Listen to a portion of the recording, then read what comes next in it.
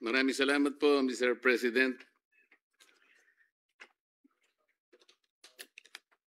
In Section 3 of Republic Act number 11983, Mr. President, fugitives from justice was defined as those who flee under the following circumstances. Number one, after conviction by a Philippine court to avoid punishment, or after being charged in a Philippine court to avoid prosecution. Did I quote the law correctly, Mr. President?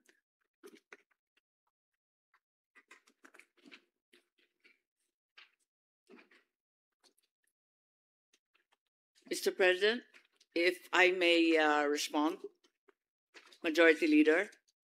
Okay. Yes, to proceed, we are familiar with Section 10B of RA 11983, and the grounds for a passport's cancellation are well laid out, as mentioned by the gentleman from Tarlac. And Mr. President, under Section 10, I think cancellation of passport was also mentioned. Yes, and there are circumstances, I think 5 circumstances under which a passport can be cancelled. Will that be correct, yes, Mr. that President? is correct. Upon court order, when there's a conviction, upon court order as fugitive from justice, a suspected terrorist, or when it was fraudulently acquired or returned to DFA by other government offices. Upon orders of the court, when the holder is a fugitive from justice, is one of those circumstances, Mr. President. Yes, that is correct. That's the second circumstance in the aforementioned section. On what ground will the case of Saldico, Mr. President, fall under these provisions? Does the DFA, for example, consider him as fugitive from justice within the meaning of Section 3, Paragraph J? That is someone who fled after being charged in court to avoid prosecution. Yes, in theory, it would appear that the former congressman's case would fall squarely under this. However, the DFA explains that they are not yet in receipt of any such court order. Whereas, in fact, in the case of Attorney Harry Roque, as well as Cassandra Ong and the others involved in POGO, an omnibus resolution issued by Pasig Branch 157 was already received by the DFA, and hence it has canceled the passports of 5 individuals involved in that case. Mr. President, considering the magnitude of Mr. Saldico's expose, he mentioned personages even in the higher echelon of government. The magnitude of corruption described in his expose, which came to the country in installments, is something I think it is mind-boggling. So if the passport of Saldico is eventually cancelled, Mr. President, and is brought to justice,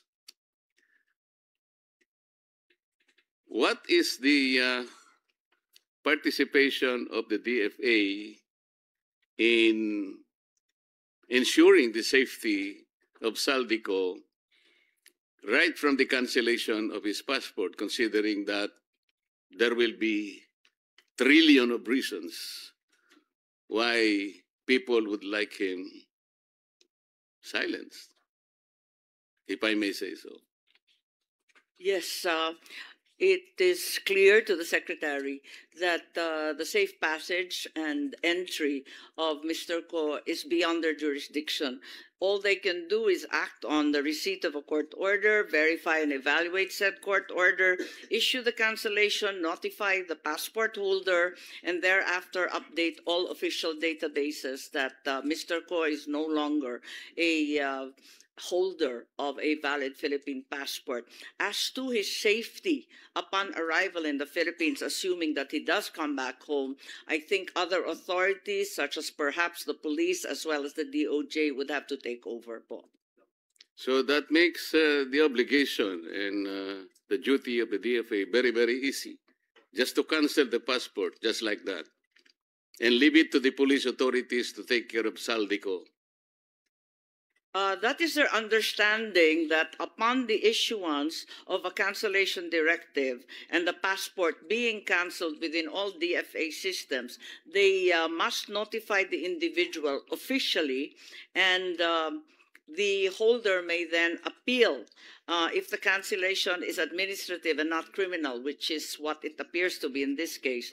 They may appeal to the DFA secretary. That seems to be the full extent of the DFA's function. Let's say the passport of Saldico is cancelled today. And from today until he is transported or deported to the country, nobody will assist him wherever he is now. So the short span, I think, is very important. Upon the cancellation of passport, what are the precautionary measures, or what are the things that the DFA might do in order to protect him while he is being transported to the country? Because even on that particular point in time, his life will be already in danger. Yes, that's correct. Certainly a high-risk individual like the former congressman would require assistance. And being a Filipino citizen, the DFA is fully aware that we will have to notify foreign posts to extend as much assistance as they should to any other Filipino national. And the local authorities in that foreign post, even the local authorities here in the Philippines, to guarantee his safe passage until he comes home. By declaring the safe passage of a person like Saldico is one. But doing something in order that that declaration or that statement will find reality is another. Halimbawa po, the former president of the Philippines was arrested, temporarily confined in a military Villamor Air Base. And he was eventually turned over to the Netherlands, halfway around the planet. If the DFA is concerned about the citizens' right, paano nangyari yun? But that is a question later. I am only trying to cite this one kasi sinasabi natin, you can make all the precautionary measures, all the protective measures you can think in the world. Pero ganun lang. So, pwede bang malaman namin ng may konting detalye ba tayo na mapangahawakan, like ano po ang ginagawa nyo usually sa ganitong sitwasyon? Ito lang siguro ang sitwasyon na very, very noble. Why? Saldico is not now an ordinary fugitive. He happened to be the key to the unlocking of all these anomalies, the bigger anomalies associated with our flood control projects. This is, I think, the biggest anomaly in the history of our country. So hindi lang po ganun nasasabihin natin, inalis po natin yung, na-cancel na po yung passport ba? Pero ano po talaga ang gagawin?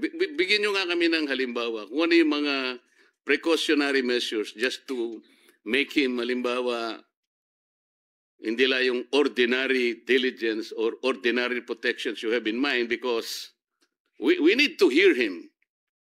Marami siyang sinabi, and I think the Filipino people are waiting na ma-process natin lahat yung kanyang sinabi.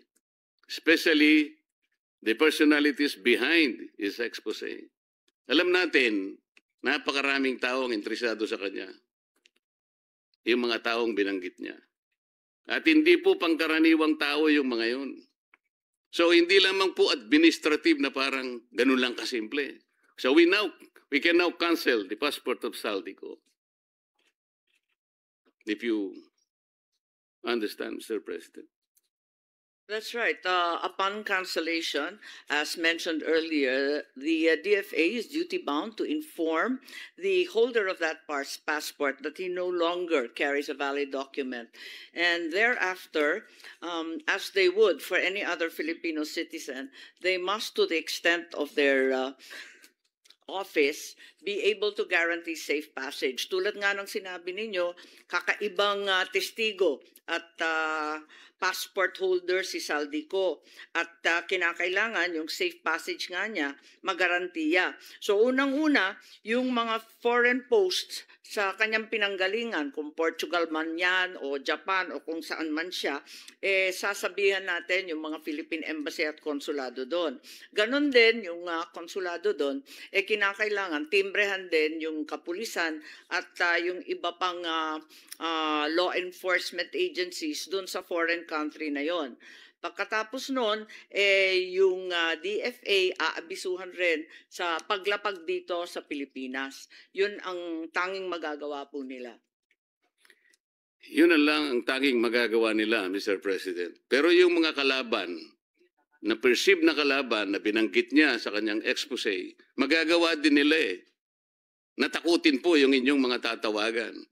O maaaring susuhulan nila yung mga opisinang pagsasabihin niyo to protect Saldico at all cost. Tama po ba yung aking iniisip na meron din silang kakayahan? Maliwanag na higit ang kanilang kakayahan dahil mabibigat ang binitawan niya sa makapangyarihang mga tauhan at opisyal. Siguro ang maaari ring gawin ng DFA ay humingi sa mga foreign governments ng armed escorts or karagdagan na security dahil sila naman ang nandun at may kakayahan. Baka maaari rin siguro, maliban pa sa mga foreign postings natin, yung Philippine Embassy, yung konsulado, humingi na rin ng tulong dun sa mga law enforcement sa ibang dako. Kaya po ba nilang gawin yun, Mr. President? Kaya naman nilang gawin yon. Parati naman sila nakikisuyok kapag may gulo, kapag may aberya, kung may problema. At eto nga, yung issue ng fugitive, hindi ito magiging kauna-unahang pagkakataon na nasabihan yung foreign countries po. Inyong optimism, Mr. President, sana po ay mangyari yun. At si Saldico ay malaya at walang kagalos-galos na makauwi sa ating bansa upang sa ganun ay maproseso ang lahat ng kanyang sasabihin at ang taong bayan po ay masatisfy sa lahat ng mga kaugnay na steps na gagawin upang sa ganun ay makamit po natin ang katarungan. Maging accountable po ang lahat ng mga taong binabanggit doon sa kanyang expose. Kung yan po ay panaginip, para sa akin, sana po'y magkatotoo. At alam ko po, ang ating sponsor ay ganun din ang kanyang iniisip. Kung maaalala po ninyo, dun kay Congressman Arnie Teves, na gawan naman ng paraan ng ating DFA na maiuwi yung si Congressman dito sa Pilipinas. At hanggang ngayon, nananatili pa siya dito sa atin. Opo, pero si former Congressman Arnie Teves po ay hindi naman po nag-expose ng ganung napakalaki pong mga pangyayari na nakapagdulot po ng kalungkutan sa ating mga mamamayan. Totoo po yan at alam niyo na sang-ayon po ako sa sinasabi ninyo. Magbigay po tayo ng mas akmang halimbawa, Mr. President. Section 17 po ng ating Republic Act 9851. Ito po yung Philippine Act on Crimes Against International Humanitarian Law, Genocide, blah, blah, blah.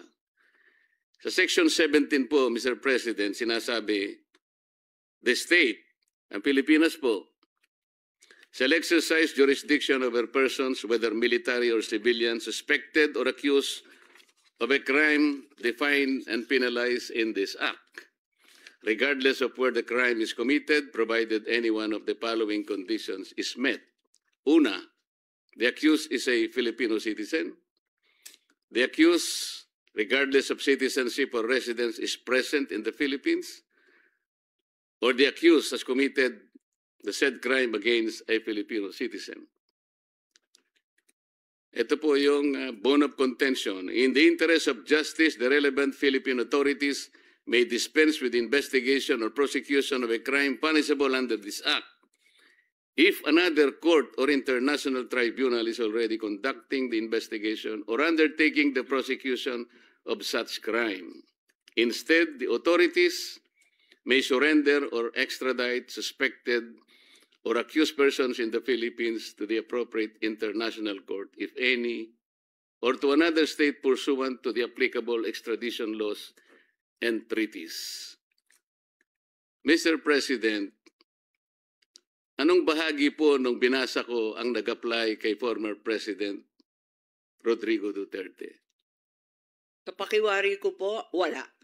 Ngunit, ang pagkasabi nung dating DOJ Secretary Remulla na ito ang nagbibigay daan para sa pag-aresto, sa kidnap at sa extraordinary rendition ni President PRRD without any warrant of arrest or any order issued by a Philippine court. So, in my opinion po, and clearly from the transcript of the investigation conducted by this body, then Secretary Remulla appeared to be of the stance that an administrative arrest can be done under the word surrender. This is a case of first impression. There is nothing in our laws that convinces me that this is the case, and because of that, I filed a case against him for usurpation of judicial functions, arbitrary detention, grave threats, grave misconduct, conduct prejudicial to the best interest of the service, at the Ombudsman, who almost instantly dismissed it. It's now pending in the Supreme Court with certiorari and other cases. What is the participation, if any, Mr. President, of the Department of Foreign Affairs in the entire exercise? Because the discussion has been whether this is extradition or surrender, the primordial question would be whether there exists a bilateral extradition treaty between the foreign state and the Philippines, such that it allows a request for extradition. So what was the position taken by the DFA?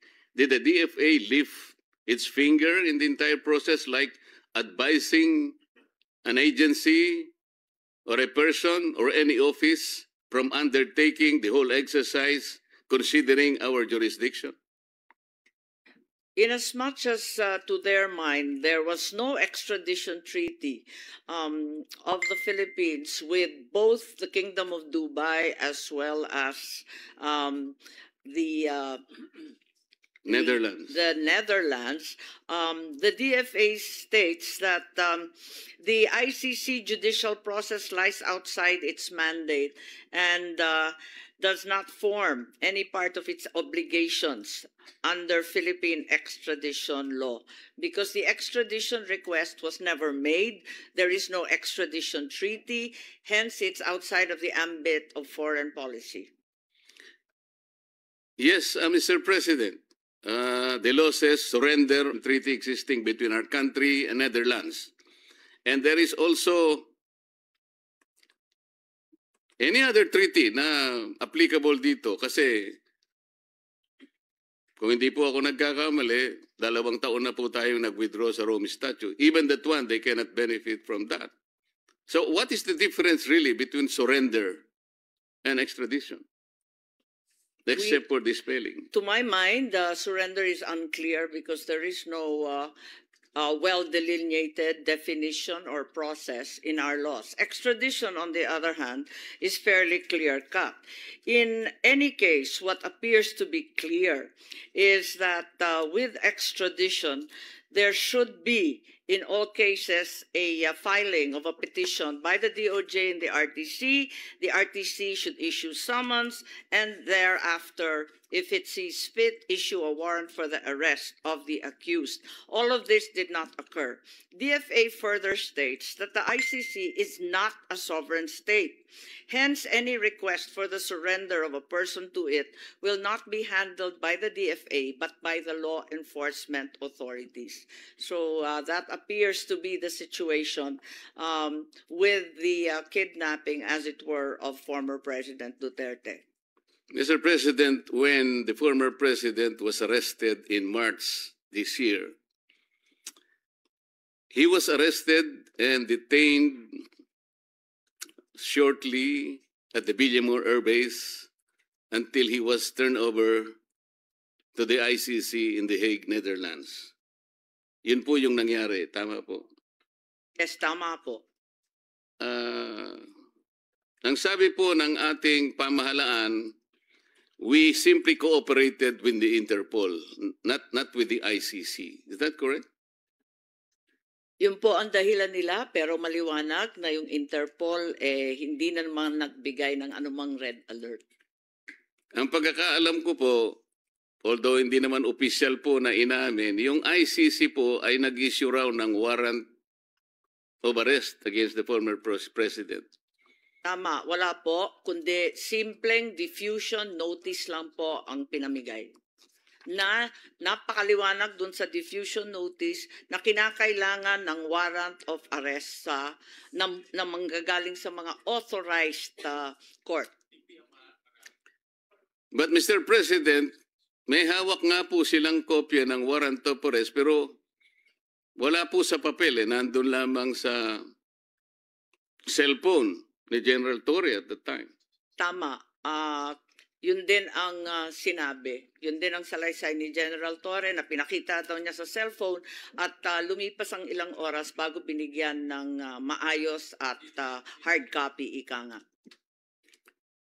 Kung Interpol po ang pinagbigyan ng ICC and the Interpol is the one to serve the warrant of arrest to the former president,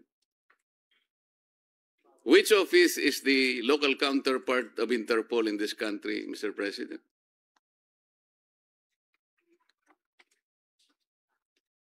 Ang ICC warrant dapat hindi enforceable po dahil maliwanag nga na yung Interpol, unang-una, nasa konstitusyon nila dun sa Section 3 or Article 3 kung naaalala kong tama, hindi dapat manghimasok o makilahok kung ang kaso ay political. At maliwanag na politika ang pinag-uusapan dito. So, yun nga ang nangyari at hanggang ngayon ay nakakulong pa rin ang dating Pangulo. Tama po kayo, Mr. President. Yung diffusion kasi, ang pagkakaalam ko, it is an informal international alert circulated through Interpol channels to request cooperation from member countries.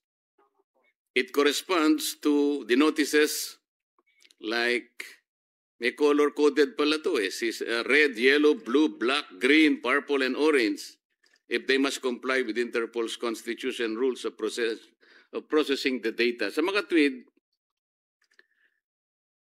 wala pong ibinigay sa Interpol na warrant of arrest, Mr. President. Tama po ba yun? Ang sumunod yung ICC warrant of arrest matapos yung Interpol. Pero, yun ang pagkaintindi namin. Pero maliwanag na wala na tayo sa ICC. So ang pinaglalaban noon ni Solicitor General Nards Guevara, talagang walang jurisdiction ng ICC sa Pilipinas. unang-una po kasi, kung babasahin po natin ang isa sa provision ng Rome Statute, sinasabi ron, ang isang citizen na inaresto sa estado, meaning our country, ay kinakailangan dalhin siya to the nearest judicial authority. Tama po. Ang pagkakaalam ko po, pag sinabing judicial authority, korte po yun. Pero ang nangyari, Mr. President, dinala siya sa Villamor Air Base. Sa aking palagay ko po, kahit anong gawin natin, hindi po siya magiging representative ng ating judicial authority. Tama po ba yun? Tama po. At maski yung DOJ, pati yung Prosecutor Fadulion at yung iba pang nandun sa Villamor, ay hindi maaring magpanggap na sila ay korte. Hindi nga po kasi yung DOJ po, executive department po yun. Ang pagkakaalam ko po, ang judicial department po, ito po yung mga korte. Kaya malayong malayo po at hindi nila tinupad mismo yung provision ng Rome Statute. Ngayon, Mr. President, ang tinatanong ko po kanina, kung yung Interpol ay wala sang kopya ng warrant of arrest, paano po nagkaroon ng warrant of arrest si General Torre para siyang mag-serve sa dating Pangulo? Saan po galing mismo yung warrant of arrest? Yes, ang pagkaalala ko dun sa hearing, pinadala electronically ng ICC dun sa kanilang counterpart dito sa Pilipinas, which is the Philippine Council for Transnational Crime. Yan nga po. If the local counterpart of the Interpol is the PCTC, sila po dapat ang nag-serve ng warrant of arrest.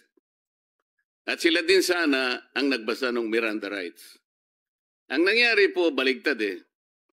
Ang nag-serve po ng warrant of arrest is General Torre, siya pa yung nagbasa ng Miranda rights. So hindi po nasunod yung tuntunin mismo na binabanggit nila, Mr. President. Tama po.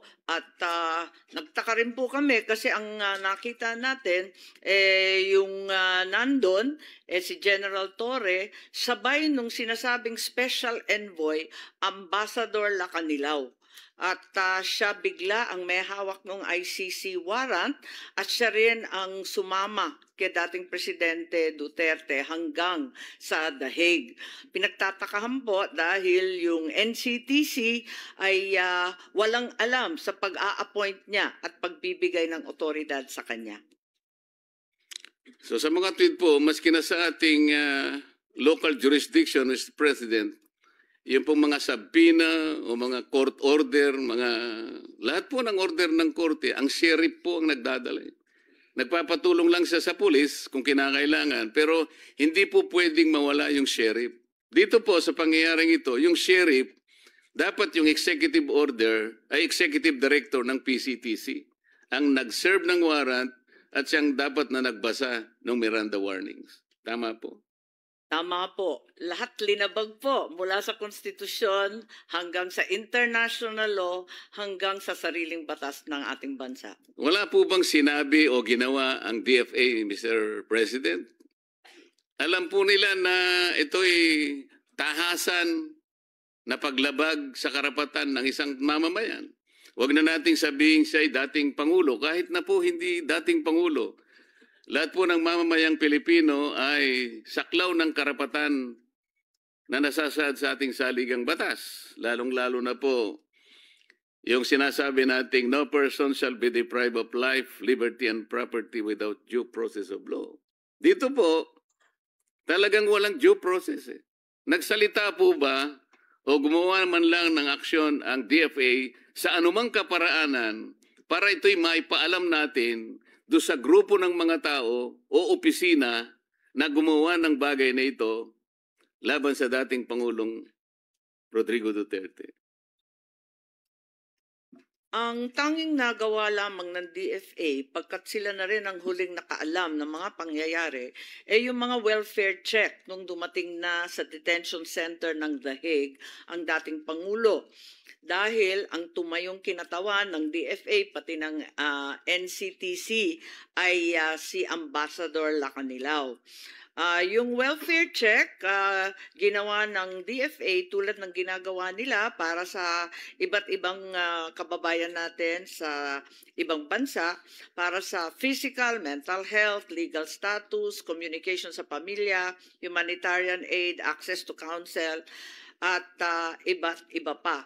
May base ito sa iba't ibang batas, pati international law at mga tratado natin. Subalit, ang alam ko, tinutulan po ito ng Duterte family, pati ng kanyang abogado, si Attorney Kaufman po. Yung po binabanggit ninyo, Mr. President, ay pagkatapos na ng pangyayari. Ang sinasabi ko, yung habang nangyayari, while the process is ongoing, ano po yung ginawa kung meron man? Ano ang sinabi kung meron man ng DFA dito sa ongoing and developing story? May kaugnayan nga po sa dating Pangulo mula sa kanyang pagkaka-aresto and brief detention in the Villamor Air Base until his eventual turnover to the Hague, Netherlands. As a principal agency of government, gusto naming malaman, meron po ba kayong in-advise man lang? Meron kayong ginawa? Kung meron man,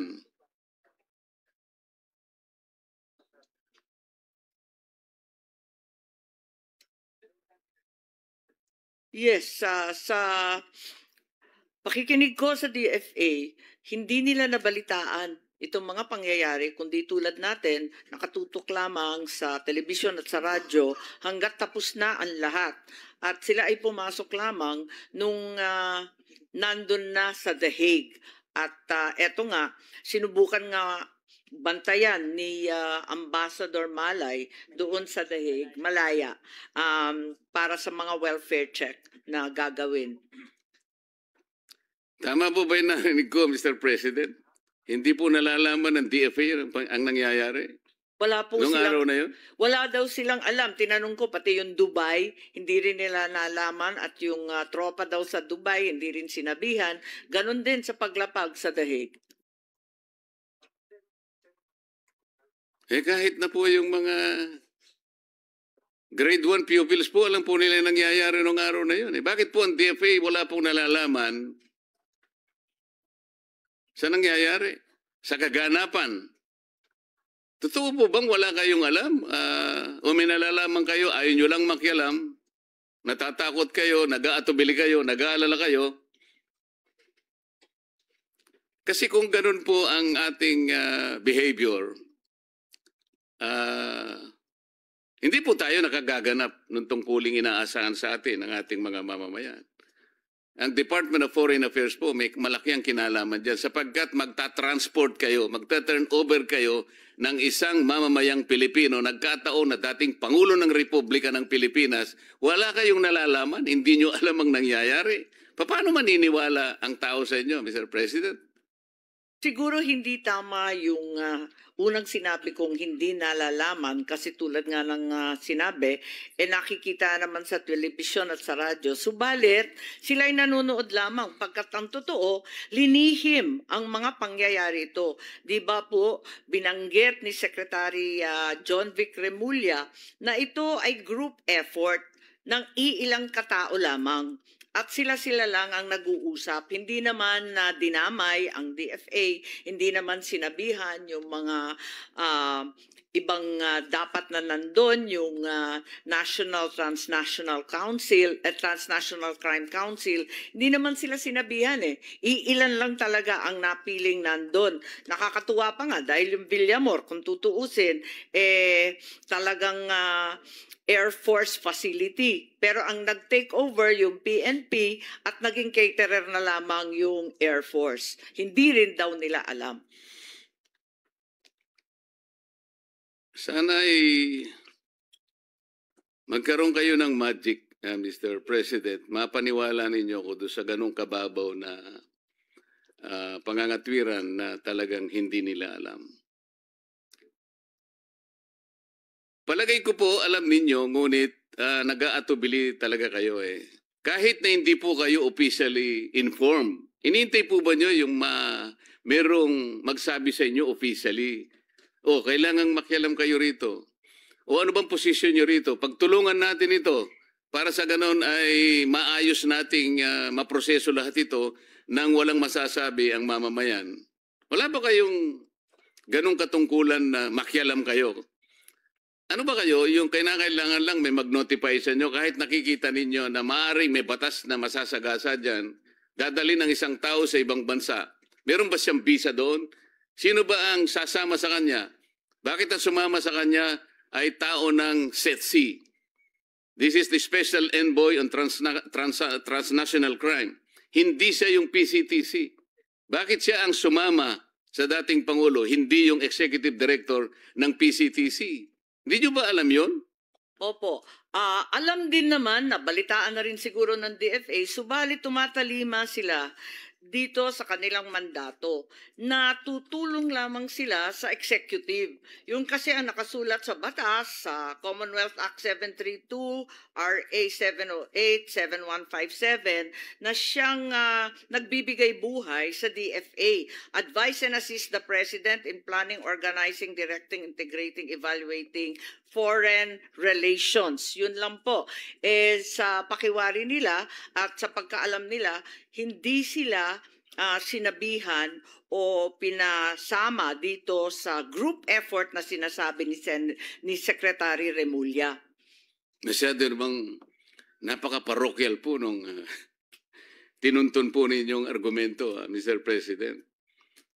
Mas mataas pa po ba sa Constitution po yung sinasabi ninyong pinanggagalingan yung legal basis? Ang sinasabi po sa Constitution, dapat magkaroon ng due process ang isang mamamayan, lalo na kung ang pinag-uusapan ay yung kanyang buhay, yung kanyang kalayaan, at ang kanyang mga tinatangkilik. Yun po yung fundamental provision. Dadalhin nyo ang isang mamamayan doon. Hindi po ninyo naisip na kasangkot kayo roon. Meron kayong responsibilidad para sa ganon ay madinig man lang kayo. Sapagkat meron kayong kaugnayan sa pangyayari at sa mangyayari ito sa tao na kanyong dadalhin sa ibang bansa. Tama po? Yes, ang problema, Mr. President, Majority Leader, Senator Marcoleta, ang problema talaga yung mismong ahensya na siyang binigyan ng tuntunin na ipagtanggol ang due process at ang karapatang pantao ng bawat Pilipino ang siyang lumabag sa batas at sa ating konstitusyon. Sana yung DOJ ang gumawa po niyan. Hindi po yung DFA ang maaari nating sisihit sa pagkakataong ito. Mr. President, gusto ko pong linawin na hindi ko po sinisisi ang DFA. Ang totoo niyan, ang gusto ko po sanang sabihin, kung halimbawa man lang ay pumagitna sila, kahit ano man lang ang nai-contribute nila, baka sakaling hindi ganun ang nangyari. Kasi kung ipapamahala mo sa DOJ, kagaya po ng nangyari, by hindsight, makikita ninyo, the one that headed the DOJ, now ombudsman, siya pa yung promotor ng Bend the Law. Kaya hindi na po ako nagtataka ganun na nangyari. Kaya ganito po yung aking sinasabi ngayon. Baka naman, dahil sa inyong pamamagitan, maisip naman ng mga taga-DOJ, taga-DILG at kung sino pa ang ahensyang sumama dyan. Oo nga naman, may katwiran ng DFA. Anong malay nyo? Baka yung isang bagay na sasabihin nyo, baka yun ang nakapagpapago ng mga pangyayari. Di ba, Mr. President? Madam Sponsor. Bakit mas gumanda ka ngayon? Ako talaga. Senator Marcoleta, walang magawa. Maraming salamat po. At yun din ang sabi ng DFA, pag-aaralan po nila ang abot kaya ng kanilang mandato at itutuloy-tuloy po ang welfare check kung hahayaan ng pamilya at abogado. O sige, nabanggit nyo rin lang yung welfare check na yan. Sino-sino ba yung nag-initiate ng welfare check? At bakit naman bigla nyong naisip? Yun ba ay dahil nga sa pagsisisi ninyo, hindi kayo nakapagsalita nung una at ngayon ay bumabawi kayo? Yung embassy staff, pangkaraniwang pumupunta sa konsulado, pumupunta at gumagawa ng consular welfare checks sa iba't ibang Pilipino na nakukulong sa ibang bansa. Yun nga, yung physical and mental health, tapos kung minsan, kung maaari, nagdadala sila ng psychiatrist, psychologist, doktor o nurse para makita, at abogado kung sakali wala silang abogado. Ang nakakapagtaka po ron, Mr. President, nung gumawa ng welfare check, kung talagang nangyari nga ang welfare check, yun po yung panahon na napabalita na sinisikap ng mga partido dun sa ICC kung ano yung kalagayang pangkalusugan ng dating Pangulo. May nagsasabi kasi na meron na siyang cognitive impairment, kung ano man yon. Bakit doon lang kayo nakapag-isip na kailangan palang puntahan? Sino-sino po ba ang mga personalidad that constituted that welfare check group?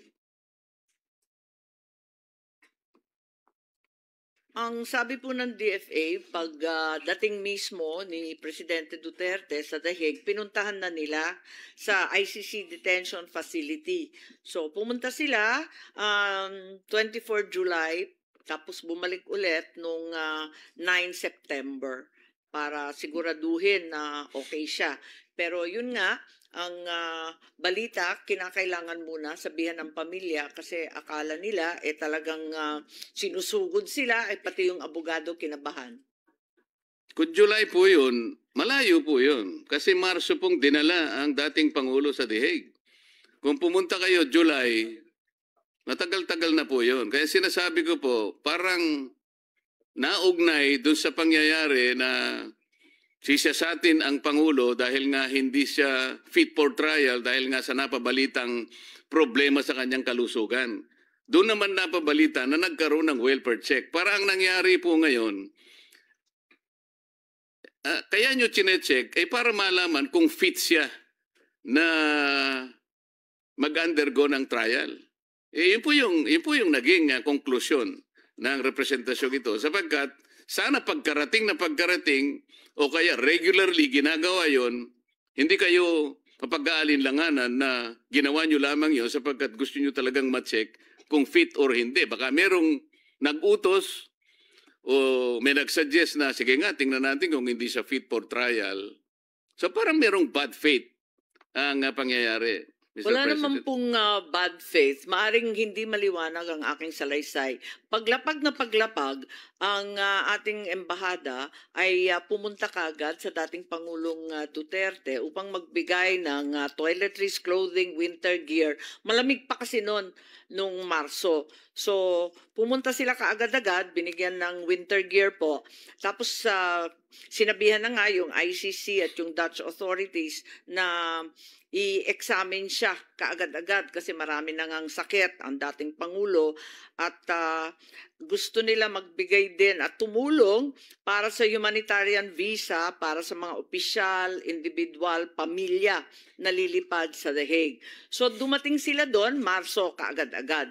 May regular check-up, yung tinutukoy na July visit at saka yung September visit, follow-up na po yun. Sino-sino po ang mga katauhan na nag-constitute ng welfare check? Sino-sino sila?